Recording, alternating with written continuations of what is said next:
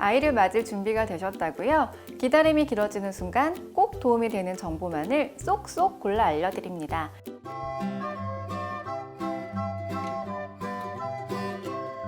안녕하세요. 임신준비반 오늘의 쌤 허윤정입니다.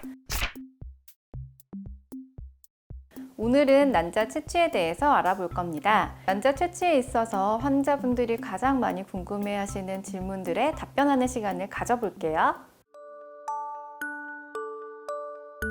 난포는 난자를 잘 자라게 해주기 위한 주머니 모양의 세포 집합체입니다. 난포가 성숙되면 품고 있던 난자가 나오게 되는 거죠. 연구 결과에 따르면 난포가 15mm 이상 자라야 성숙된 난자가 채취될 수 있다고 해요. 이에 따라 초음파 검사상 최소 15mm 이상, 평균적으로는 17에서 18mm로 자란 난포가 3개 이상으로 보일 경우에 채취 시기를 결정하게 됩니다. 그렇지만 추가적으로 환자분들의 여러 가지 상황을 고려해서 채취 시기를 결정합니다. 먼저 난포의 크기와 개수가 적당한지 확인하고 난포 성숙 주사를 맞습니다. 이 난포 성숙 주사는 HCG 성분으로 난포를 최종적으로 성숙시키고 배란이 잘 될 수 있도록 만들어주는 호르몬입니다. 그리고 접종한 지 약 35시간 이후에 난자 채취를 시행하게 되는데요. 난자를 채취하는 방법은 정맥 주사를 통해 진정제를 투여한 후 수면 마취를 하고 질 초음파로 남소를 보면서 질을 통해서 바늘을 넣어서 채취합니다. 난자 채취 시술 자체에 걸리는 시간은 30분 이내지만 수술 전 준비 과정과 마취 회복 시간을 포함해서 총 3시간에서 4시간 정도 소요될 수 있습니다. 과배란 유도 과정에서는 특별한 이상이 발견되지 않았는데 난포에서 난자가 나오지 않는 경우를 공난포 증후군이라고 합니다. 앞서 열흘 넘게 과배란 유도 주사를 맞았는데 난포가 비어있다고 하면 당연히 속상한 일일 수밖에 없죠. 의사 입장에서도 고생한 환자분에게 미안하고 속상한 마음이 들 수밖에 없습니다. 전체 환자에서 0.045에서 3.5% 정도의 확률로 발생한다고 보고되고 있지만 나도 혹시 이러면 어쩌나 하고 한 번씩은 고민하게 되는 공난포 증후군. 원인에 따라서 진성 공난포 증후군과 가성 공난포 증후군 두 가지로 나뉩니다. 먼저 진성 공난포 증후군은 난포 성숙 주사를 제 시간에 정확히 맞았고 체내 HCG 농도 역시 일정 수준 이상으로 충분히 올라갔음에도 불구하고 난자가 채취되지 않는 경우를 말합니다.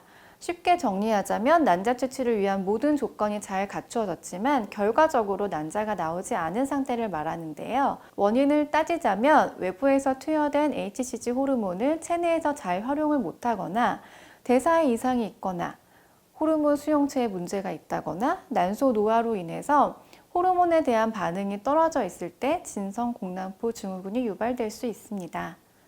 가성 공난포 증후군은 난포 성숙 주사의 타이밍을 놓쳤거나 투약 방법이 잘못됐다거나 아니면 약 자체에 문제가 있어서 체내 HCG 농도가 충분히 상승하지 못한 경우입니다. 이럴 때는 다시 과배란 유도 과정을 진행해야 되는 불편함이 있지만 일단 다음 주기에서 난포 성숙 주사 투여를 정확한 시간에 잘 시행하면 대부분은 재발하지 않습니다. 자궁과 난소 가까이에 방광이 위치하고 있습니다. 난자 채취 시에는 질을 통해서 시술이 진행되기 때문에 채취 이후에 출혈이 있을 수 있습니다. 그렇지만 소변을 볼 때 통증이 있거나 소변이 잘 나오지 않는 경우 또는 질출혈이 아닌 소변을 볼 때 나타나는 출혈이라면 병원에 내원하셔서 확인해 보시는 것이 필요합니다.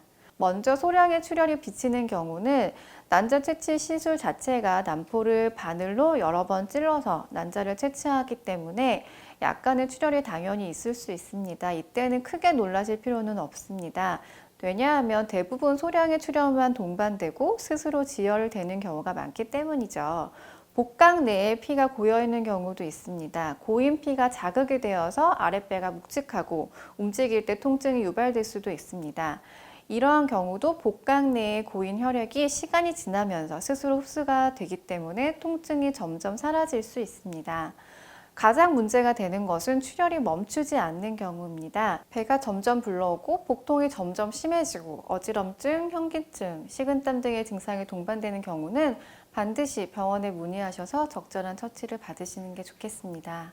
아주 드물게는 복강경 수술을 통해서 지혈을 해야 하는 경우도 있을 수 있습니다.